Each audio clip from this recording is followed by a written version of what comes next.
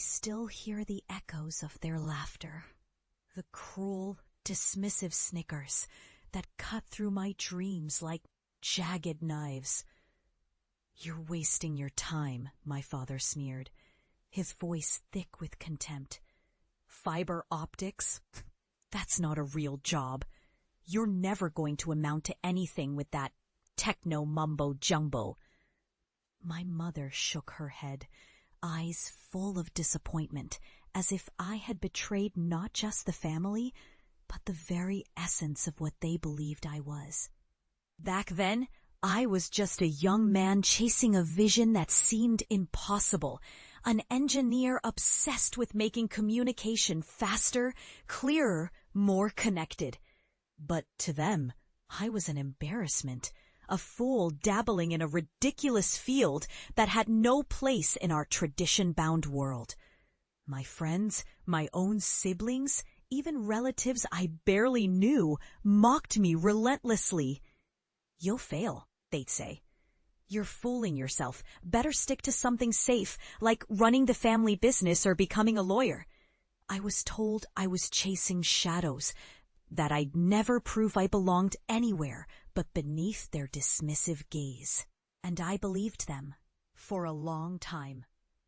For years, I worked in silence, pushing through the endless grind of fiber optics engineering, often feeling like an outsider in a world that mocked my passion.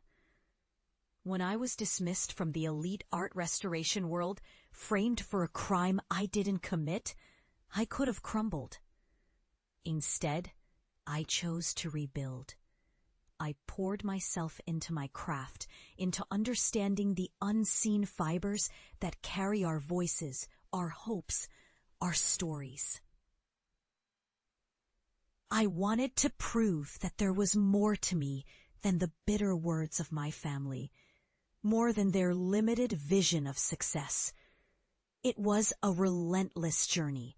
Years of late nights, failures that seemed insurmountable, setbacks that threatened to crush my spirit. Every time I stumbled, I remembered their words, their laughter echoing in the back of my mind, fueling my resolve. "You're a joke," they'd say, but I refused to give up. Then came the breakthrough. I developed an advanced fiber optic system, one that could connect entire ecosystems, transform barren lands into thriving, vibrant habitats. I used my technology to establish communication networks that allowed farmers to monitor their crops remotely, scientists to study ecosystems in real time, and communities to reconnect with their environment and each other. It was revolutionary, and it worked. The world didn't mock me anymore. Instead, they celebrated my success. International awards, groundbreaking projects, partnerships with environmental agencies. I had proved that technology, when wielded with purpose, could heal and restore. But more than that, I had finally silenced the voices that once told me I was a fool. And so, one day, I returned home, not as the broken, mocked kid they once dismissed, but as a man who had defied odds, who had turned scorn into triumph. The house hadn't changed much, but I could feel the weight of years pressing down on everything. I parked my car in front of the old family farm, now transformed. Once a barren patch of dirt, now a lush green paradise. I had turned that desolate land into an ecosystem teeming with life, using my fiber optic networks to restore water flow, nurture plant growth, and reconnect the land to the environment in ways no one had believed possible. As I stepped onto the porch, I saw them, my family, gathered in the living room, their eyes wide with disbelief. They hadn't recognized me at first, but when I turned on the device I carried, the latest iteration of my communication tech, They saw what I had become. I activated the system, and suddenly the entire yard lit up with vibrant life. Streams flowed where there was once dry land. Birds chirped in the trees, bees buzzed around blooming flowers. The air seemed to shimmer with vitality. I watched the shock ripple across their faces, the same faces that had once mocked and dismissed me, now witnesses to the miracle I had created. "Look at this," I said, voice steady but trembling with emotion.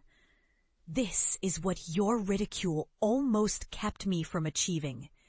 I was told I was wasting my time, that I was an embarrassment.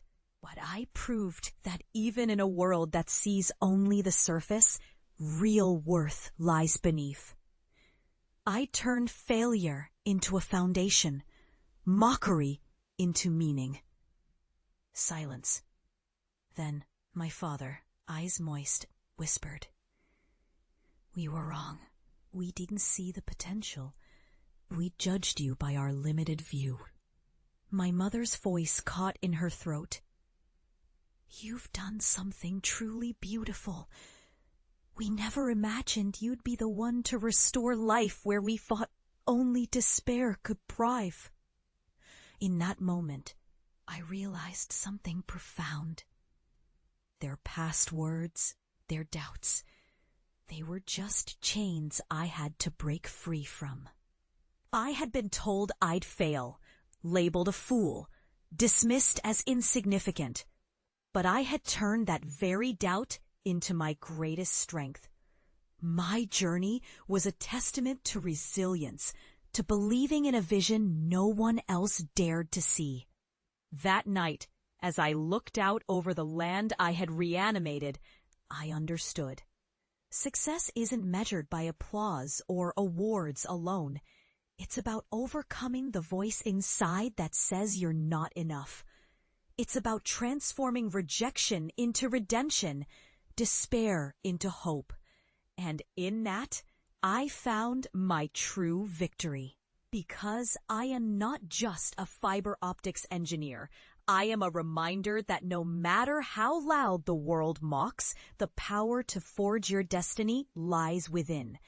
That our greatest failures can be the fertile ground for our most extraordinary triumphs.